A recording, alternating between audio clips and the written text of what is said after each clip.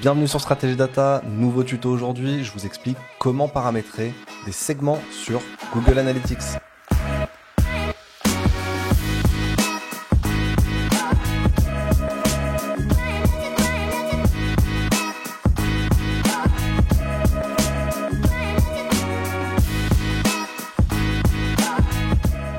Bonjour à tous, ici Victor de Stratégie Data. Vous l'avez remarqué, changement de décor. Ici, on s'est un petit peu agrandi chez Stratégie Data. Et c'est la nouvelle année et j'en profite pour remercier toutes les personnes qui se sont abonnées. On vient de franchir un cap, on est à 100 abonnés sur la chaîne et c'est que le début d'une belle aventure. Donc merci à tous ceux qui se sont abonnés, merci à tous ceux qui laissent des commentaires, qui likent les vidéos. Ça aide beaucoup à développer la chaîne. Je remercie toutes les personnes qui ont pris des formations gratuites sur Stratégie Data, qui se sont abonnés à la newsletter et également les personnes qui ont acheté nos formations. On a eu de super retours, donc merci pour votre confiance. Dans la dernière vidéo de Stratégie Data, j'avais dit on répond à vos questions directement en commentaire et s'il y a un commentaire qui peut faire le sujet d'une vidéo, je ferai une vidéo en utilisant ce commentaire. Et du coup, je tiens mes promesses. Et on a donc un commentaire d'une personne inconnue. Donc ça va être compliqué de te remercier parce que tu n'as ni prénom, ni nom, ni pseudo. Et donc merci à cet inconnu qui nous a posé une très bonne question et on va voir tout de suite comment faire de la segmentation sur Google Analytics et notamment sur Google Data Studio. On va pas parler ici de Google Analytics 4 parce que la segmentation est complètement différente, mais je vous ferai bien une vidéo sur comment créer des audiences sur GA4, comment faire des segments sur GA4 et également comment gérer tout ce qui est comparaison sur GA4. Et on est parti tout de suite pour ce nouveau tuto. Donc là, je suis sur le compte de démonstration de Google Universal Analytics et on va aller se rendre dans Audience et Vue d'ensemble. Une fois qu'on est dans Audience et Vue d'ensemble, ici vont apparaître les segments. Donc là, qu'est-ce qu'on voit tout de suite? On voit un premier segment qui est le segment tous les utilisateurs. Donc il nous dit bien ici 100% des utilisateurs. C'est-à-dire que quand on ne fait pas de segment et qu'on utilise Analytics, eh ben on fait une analyse sur l'intégralité de notre trafic, c'est-à-dire tous les utilisateurs. Et en fait, en faisant des segments, à chaque fois, on va choisir des audiences, on va plus se baser sur 100% des utilisateurs, mais on va se baser que sur une partie de notre trafic. Et donc, c'est ce qu'on va faire tout de suite. On va pouvoir ajouter un segment en cliquant sur ajouter un segment. Je clique sur ce bouton-là et je tombe sur ce menu. Ici, vous allez retrouver plein de segments qui sont déjà existants. Et en fait, c'est ce qu'on appelle les segments système. Donc, c'est-à-dire que c'est les segments qu'a déjà créé Google Analytics de base. Vous pouvez déjà chercher dans ces segments-là pour savoir s'il y en a qui vous intéressent. Vous allez par exemple avoir le trafic de recherche, donc qui va être le trafic organique, le trafic qui vient des moteurs de recherche. Vous allez avoir le trafic sur tablette, le trafic sur mobile, le trafic sur mobile et tablette. Mais nous, l'objectif de cette vidéo, c'est de savoir comment on peut créer nos propres segments. Une fois qu'on aura créé nos propres segments, on pourra les retrouver non pas dans les segments système, mais on va les retrouver dans les segments personnalisés. Parce que c'est les segments qu'on a personnalisés par nous-mêmes. Donc là, vous voyez, j'ai ces segments-là qui ont déjà été paramétrés. Donc pour créer un nouveau segment, on va tout simplement cliquer ici sur Nouveau segment. Et on va tomber sur cette fenêtre-là. Et avant de faire notre premier segment, je vais vous faire un rappel de qu'est-ce que c'est un segment et pourquoi c'est primordial de tout le temps faire des segments lorsqu'on fait des analyses. Donc déjà, qu'est-ce que c'est un segment? Un segment, c'est comme une audience ou c'est comme un groupe d'utilisateurs et on va pouvoir segmenter 100% de nos utilisateurs juste en certains utilisateurs. Donc vous voyez ici, je peux commencer à créer un segment et je pourrais dire, je vais créer un segment uniquement avec les femmes, uniquement avec les hommes. Donc à l'instant que je vais cocher une des cases, ici mon trafic vient de changer et je me base plus sur 100% des utilisateurs, mais je me base maintenant sur 17% des utilisateurs. Si jamais je donne un nom à mon segment, ici femme, et que j'enregistre, et ben vous voyez, je viens de créer un segment et du coup, il me dit que à partir de maintenant, toutes les données que j'analyse sont uniquement mon segment que j'ai appelé femme, femme, femme. Donc je suis en train d'analyser toutes les femmes, en tout cas celles qui ont été détectées par Google Analytics, qui sont passées sur mon site. Donc un segment, c'est aussi simple que ça. Donc là, je viens de créer une audience femme, mais je peux créer plein d'autres audiences. Et celle qu'on va faire souvent, donc là, je crée encore un nouveau segment. Ça va être par exemple ici dans technologie. Ce qui va nous intéresser dans technologie, c'est souvent la catégorie d'appareils. Et donc là, ça va me permettre de faire une segmentation en mobile, desktop et tablette. Donc c'est-à-dire mon trafic de toutes les personnes qui se connectent à mon site depuis l'ordinateur, ceux qui viennent depuis un téléphone mobile et ceux qui viennent depuis des tablettes. Donc là, je vais sélectionner par exemple mobile. Et ici, il me charge et il va me dire, voilà, combien de pourcents de mon trafic vient depuis le mobile. Et il me dit que c'est 27% des utilisateurs. Je vais à nouveau donner un nom à ce segment, je l'appelle mobile, j'enregistre. Et vous voyez, là, je suis en train de comparer deux segments. Donc, j'ai d'un côté 17% des utilisateurs qui sont des femmes, 27% sur mobile, et je vais avoir à chaque fois, du coup, deux courbes, donc qui sont représentées par les codes couleurs qu'on voit ici, orange et bleu. Tous mes chiffres et l'intégralité de tous les onglets d'Analytics vont être filtrés avec ces deux segments. Pourquoi c'est absolument primordial de faire des segments? C'est parce que tous vos utilisateurs sont complètement différents. Et ça, c'est quelque chose que je répète et que je répète dans la formation gratuite de Data Studio. Les utilisateurs qui viennent sur votre site sont tous différents. Ce ne sont pas du tout les mêmes lorsqu'ils viennent de LinkedIn, qui est un espace plus professionnel, que des personnes qui viennent d'Instagram, où là on est vraiment dans le divertissement. Et c'est pareil si les personnes viennent depuis un mobile, parce qu'ils ont un tout petit écran, ils n'ont pas beaucoup d'informations, alors que sur ordinateur on va avoir un très grand écran avec beaucoup d'informations. Donc les comportements des utilisateurs sont complètement différents. Et la première erreur que je vois chez tous mes clients et beaucoup de personnes qui font de l'analytics, c'est de ne jamais créer de segments. Il faut toujours éviter d'analyser son audience au global, parce que si vous avez une baisse de 10% de votre trafic ou une augmentation de 10% de votre trafic, la majorité du temps, c'est pas juste parce que votre trafic a un petit peu évolué de 10% partout, c'est parce qu'il y a un pic quelque part sur votre trafic et du coup, il va falloir analyser ce pic, donc faire un segment. Si par exemple, j'ai un gros pic sur le trafic mobile que je vais pouvoir identifier sur Analytics dans mobile et vue d'ensemble, si je vois qu'ici j'ai un très gros pic de trafic et que ça vient potentiellement du mobile, eh ben j'ai besoin de savoir quelle est la source d'acquisition qui m'a fait ce trafic-là. Le problème, c'est que quand j'ai pas de segment, donc là j'ai retiré mes segments et je suis sur tous les utilisateurs, quand j'ai pas de segment, si je veux analyser ce pic sur mobile, eh ben du coup il va falloir que je me rende dans acquisition, tout le trafic, dans canaux, et ici que je comprenne quel est le canal sur mobile qui m'a fait faire ce pic de trafic, savoir quel est le réseau social, pourquoi j'ai eu un pic de trafic uniquement sur mobile. Le problème qu'on a là, c'est que si je veux faire cette analyse, j'ai pas la possibilité forcément de la faire. Oui, il y a des possibilités. Si par exemple on met une dimension secondaire et qu'on met les catégories d'appareils, mais si je veux faire une analyse simple sur tous mes autres onglets, et ben la seule solution que j'ai, c'est donc de faire un segment. À ce moment-là, je vais créer un segment avec le mobile comme on vient de faire et je vais analyser d'où vient mon pic de trafic depuis le mobile. Je montre autre chose d'intéressant, c'est que par exemple ici, je me suis rendu dans mobile et vue d'ensemble, donc je suis avec la dimension catégorie d'appareil, et ici on va regarder les taux de conversion de ce site-là. Et on voit que sur desktop, le taux de conversion est à 0,05, alors que sur tablette, il est à 1%, et sur mobile, il est 7 fois supérieur au taux de conversion du desktop. Le problème qu'on a ici sur site, c'est que vous voyez, les utilisateurs, 70% de nos utilisateurs sont sur desktop, uniquement 28% des sessions sont sur mobile, donc 70% de mon trafic ne génère que 0,05% de conversion. Et donc ça, c'est un problème majeur pour ce site-là. Et du coup, ce qu'on va vouloir faire à ce moment-là, c'est donc créer un segment uniquement sur desktop et un segment uniquement sur mobile, comparer les données et comprendre réellement ce qui se passe, pourquoi j'ai 7 fois moins de conversion sur desktop et pourquoi j'en ai 7 fois plus et même 22 fois plus sur tablette. La seule façon de faire cette analyse-là, c'est donc de créer un segment et d'analyser mon audience. Donc voilà, ce qu'il faut retenir des segments, c'est que c'est primordial d'utiliser tout le temps des segments, tout le temps des filtres sur votre trafic, parce que tous vos utilisateurs sont différents. Typiquement, si vous avez une newsletter, évidemment que les personnes qui viennent de votre newsletter, ils vous connaissent déjà, donc ils vont avoir des actions plus engagées, ils vont plus consommer sur votre site, donc ça va toujours être un très bon trafic.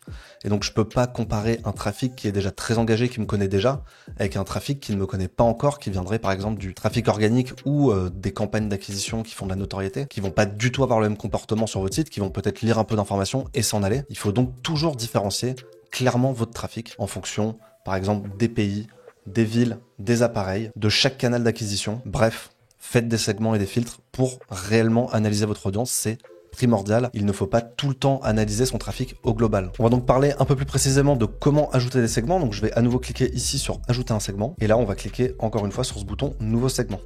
Pour créer des segments, il y a deux façons de faire. Il y a une façon qui est très simple, on va dire plus facile, un peu plus débutante, qui va nous permettre de créer des segments très rapidement à la volée, et une technique un tout petit peu plus complexe, mais qui va nous donner beaucoup plus de maîtrise, de contrôle et beaucoup plus de possibilités pour créer des segments. On va d'abord commencer par la technique simple. Donc la technique simple, c'est celle qu'on a vue au début de la vidéo. C'est tous ces onglets-là, où je vais pouvoir tout simplement cocher des cases ou rentrer des valeurs à côté des champs associés. Donc par exemple, je veux du trafic uniquement de personnes qui sont anglaises et qui habitent aux US. EN, c'est la langue qui est paramétrée sur le navigateur, et la deuxième, c'est la localisation qui est détectée par le navigateur. Donc je vais cliquer ici sur EN US, il va donc nous filtrer le trafic uniquement avec les personnes qui viennent des US et qui ont la langue paramétrée en anglais. Donc là, vous avez juste à faire ça et ensuite donner un nom à votre segment, puis enregistrer. Et donc, je vais pouvoir combiner également mes segments. Donc, je peux choisir uniquement cette fois-ci les hommes qui viennent des US. Donc là, j'ai deux audiences que je combine, et plus je vais combiner, plus mes chiffres ici vont baisser. Donc on était à 52%, et là on passe à 14% des utilisateurs. Plus vous combinez des segments, plus il y a de chances qu'il y ait de l'échantillonnage dans votre donnée, et on en reparle juste après. Donc là, je peux continuer à faire un segment. Donc là, vous voyez ici, il me dit 2, donc ça veut dire que j'ai bien 2 filtres qui sont déjà appliqués. Et je peux dire, en plus de ça, j'aimerais que ces personnes-là soient uniquement sur mobile. Donc je vais prendre catégorie d'appareil, je clique sur le champ et je vais choisir mon desktop parce qu'il y a un peu plus de monde. Et du coup là, je me retrouve avec 3 filtres et je combine tout ça. J'ai plus que 11% des utilisateurs et je vais donner un nom. Ce que je vous recommande, c'est d'être assez explicite dans vos noms comme toujours. Donc là, je vais écrire desktop plus EN-US plus homme. Donc là, j'ai exactement mes 3 filtres. À ce moment-là, vous pouvez enregistrer votre filtre.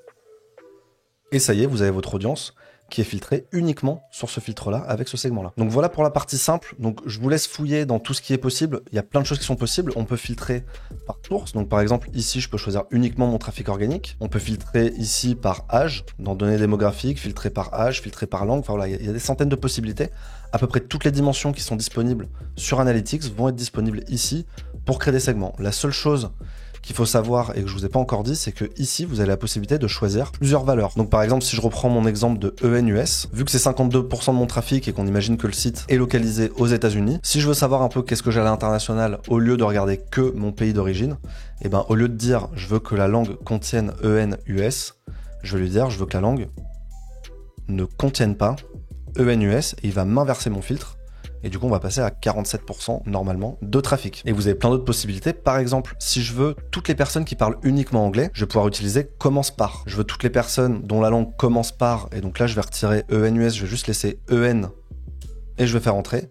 Et il va me prendre l'intégralité du trafic qui, dans la dimension langue, ont les valeurs qui commencent par EN. Et vous voyez que direct là, on passe à 73% des utilisateurs. Le problème que j'ai ici, c'est que si je veux aller encore plus loin et dire par exemple, je veux les Français et ceux qui viennent de Grande-Bretagne et les personnes qui viennent d'Espagne, et ben j'ai pas la possibilité parce que je peux pas faire ces filtres-là. Donc je vais pas plus m'attarder sur cette partie-là. J'aimerais qu'on s'attarde sur la partie un peu plus professionnelle avec plus de contrôle. Et donc pour faire des filtres avec plus de contrôle, on va donc cliquer ici dans Avancer et dans Conditions. Ce qui est très intéressant dans la partie Avancer et Conditions, c'est le OU et le ET. Ça va nous permettre avec le ET de combiner nos données. Donc par exemple, cette fois-ci, je vais pouvoir dire je veux la langue EN, US et la langue française et la langue espagnole. Et il y a autre chose qui va être très intéressant, c'est que ici, cette fois-ci, on a le inclure et on va avoir le exclure. On retrouve toujours ici la petite partie avec contient, où on peut mettre commence par, ne contient pas, etc. pour changer nos valeurs. Et donc la dernière partie, c'est celle qui va nous intéresser, c'est finalement toutes les dimensions qui vont être sélectionnables pour créer mon segment. Donc là, je peux cliquer directement sur cette partie-là et je vais retrouver l'intégralité des dimensions qui existent sur Google Analytics. L'avantage, c'est que maintenant, je sais exactement avec quoi je travaille, parce que ici, bon, on a de sérieux doutes sur la dimension qui est utilisée pour âge, sexe et langue, etc. Mais finalement, il nous le dit pas vraiment. Alors que là, je sais exactement la dimension que je vais sélectionner pour faire le filtre que je veux. Je vais vous montrer la méthodologie que j'utilise pour créer des segments et être sûr de pas me tromper quand je fais des segments. Dans un premier temps, il ne faut pas que vous ayez 2 segments en cours, vous restez bien sur tous les utilisateurs comme d'habitude. Le plus simple, ça va être directement en fait de naviguer dans les onglets que vous connaissez déjà sur Analytics. Donc ici, je vais aller dans données démographiques et langues et vous allez regarder vos données et à l'instant où vous dites tiens, j'ai quelque chose à analyser, vous allez vous arrêter sur une valeur. Donc ici, j'ai une valeur, c'est EN-US, donc les personnes qui parlent anglais. Je vais regarder la dimension qui est au-dessus, je vois que la dimension, c'est donc les langues. Et donc, si je voudrais faire un filtre sur uniquement les personnes qui parlent anglais, je vais donc utiliser cette dimension et cette valeur de ma dimension. Donc là, je suis fixé, j'ai envie de faire ça. Je vais donc ajouter mon segment, cliquer sur nouveau segment, aller dans conditions. Je vais donc choisir ma dimension langue. Ici, je peux écrire langue directement. Je la sélectionne. Et pour être sûr de ne pas me tromper, je vais avoir tendance à sélectionner la valeur, faire copier et la coller ici. Et là, je vais avoir directement mon premier filtre. Donc plus que 52% des utilisateurs. Maintenant, si je veux combiner mes conditions, je vais donner un nom à mon segment et je vais l'enregistrer. Je vais continuer de naviguer et je vais aller dans mobile vue d'ensemble. Et donc je vois ici que ma dimension c'est catégorie d'appareil et je vais vouloir faire un filtre uniquement sur les desktops. Je fais exactement la même technique. Je vais donc pouvoir cliquer ici sur la petite flèche et cliquer sur modifier. C'est donc catégorie d'appareil. Je vais donc cliquer sur et pour créer une condition et combiner mes 2 filtres. Et je vais aller chercher catégorie d'appareil et je vais aller copier ma valeur, puis la coller.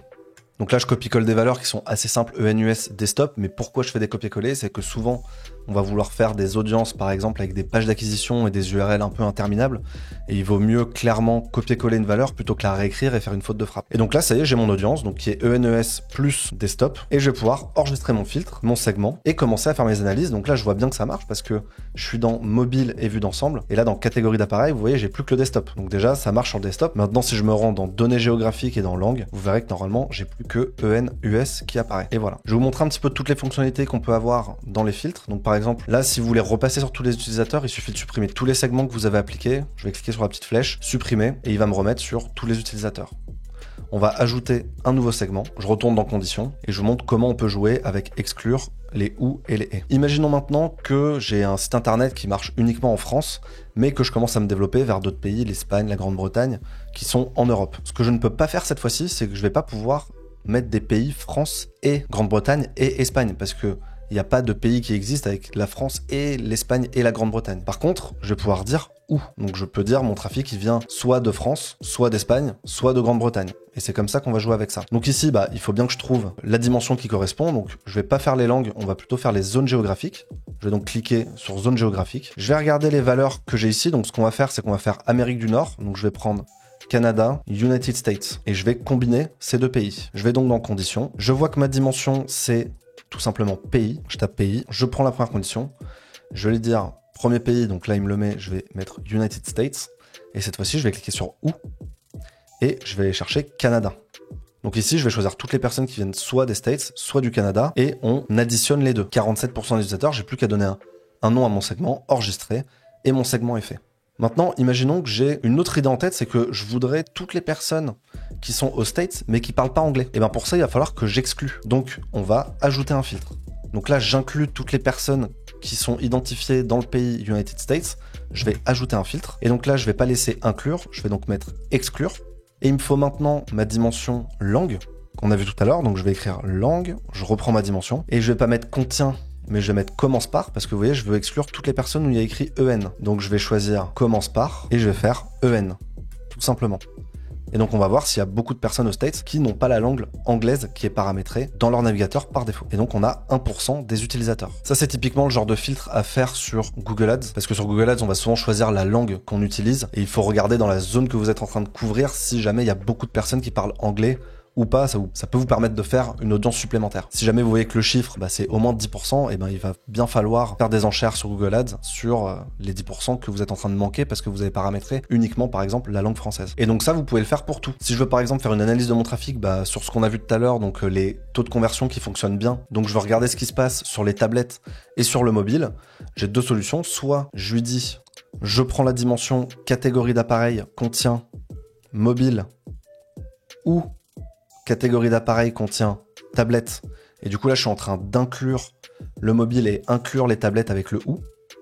Du coup, j'exclus uniquement le desktop. Solution numéro 2, tout simplement, je vais mettre catégorie d'appareil contient desktop. Et au lieu de mettre inclure, je vais exclure tous les desktops. Et du coup, je me retrouve avec le même résultat. Il me reste plus qu'à donner un nom à mon segment. Et j'ai fini mon segment et je peux commencer mon analyse. Dans la question de notre inconnu, on avait comment faire le trafic SEO. Donc on va voir ça tout de suite. Pour faire un filtre sur uniquement le trafic SEO ou n'importe quelle source d'acquisition, deux solutions s'offrent à vous. Il faut aller dans acquisition, tout le trafic et dans canaux. Et ici, on a les groupements de canaux par défaut en français et en anglais default channel grouping. Moi, ce que j'utilise tout le temps, c'est plutôt cette dimension-là. Et on va choisir la valeur organic search. Donc dans mon filtre, je vais choisir la dimension default channel grouping.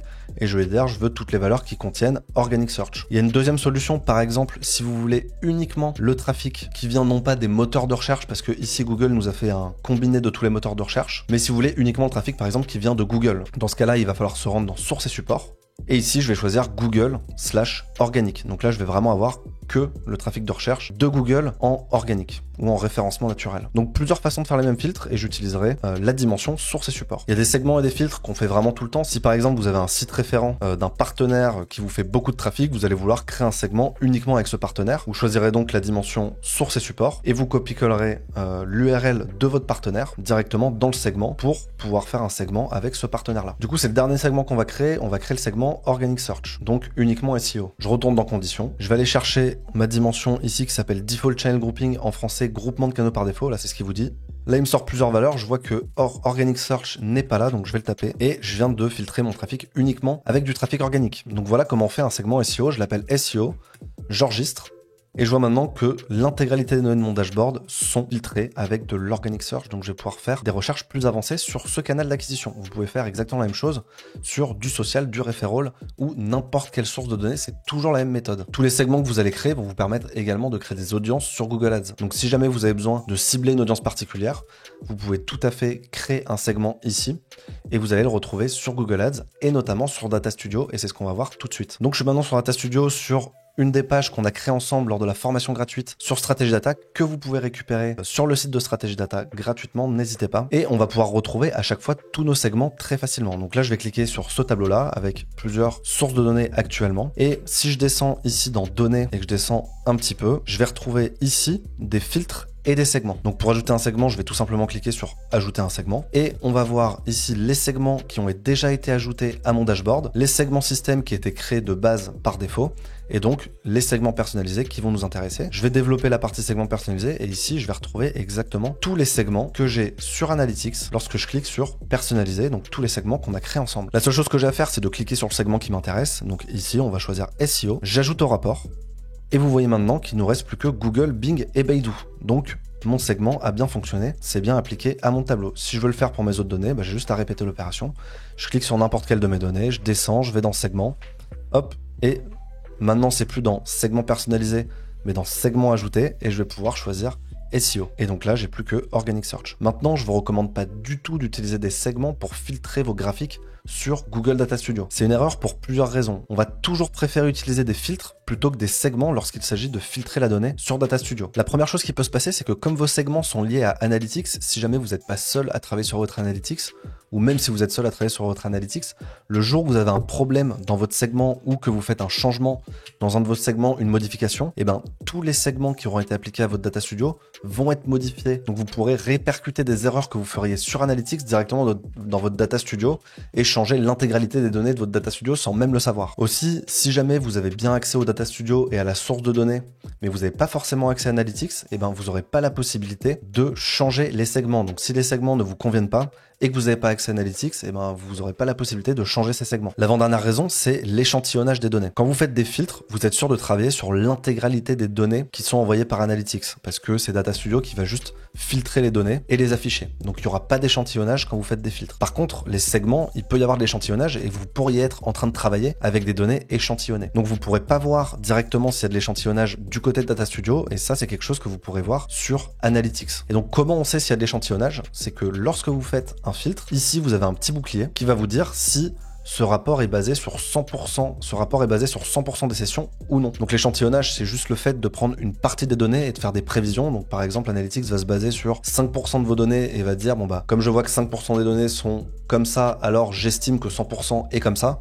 Et en fait, c'est pas réellement vos vraies données, donc il peut y avoir des erreurs. Si jamais le bouclier est vert, c'est qu'il n'y a pas d'échantillonnage. S'il est orange, c'est qu'il y a de l'échantillonnage. S'il est rouge, c'est qu'il y a énormément d'échantillonnage. Donc maintenant, il y a deux équipes. Il y en a qui font pas du tout confiance dès qu'il y a le moindre échantillonnage. Il y en a qui font un peu plus confiance. Quoi qu'il en soit, c'est toujours quelque chose à éviter. Et donc là, je viens de mettre plein de segments pour être sûr qu'il échantillonne. Et vous voyez, le bouclier est bien en train de faire de l'échantillonnage. Et vous voyez, il dit bien certaines données dans ce rapport ont pu être supprimées suite à l'application d'un certain seuil. Donc ça, c'est quelque chose que vous n'aurez pas en faisant des filtres, tout simplement, sur Data Studio. La dernière raison est très simple, c'est que les filtres, c'est super simple à utiliser sur Data Studio.